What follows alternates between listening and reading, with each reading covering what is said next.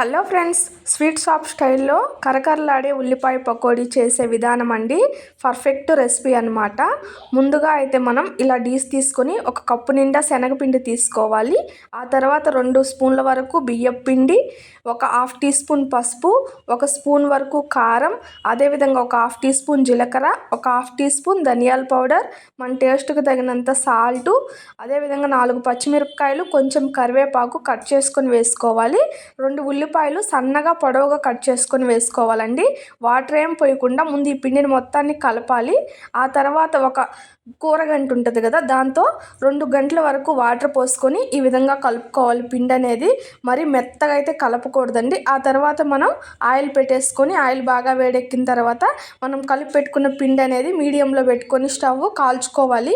అప్పుడైతే మనకి పర్ఫెక్ట్గా కుదురుతుందన్నమాట. ఒకసారైనా ట్రై చేయండి. ప్లీజ్ వీడియో వస్తే లైక్ చేసి సబ్స్క్రైబ్ చేసుకోండి.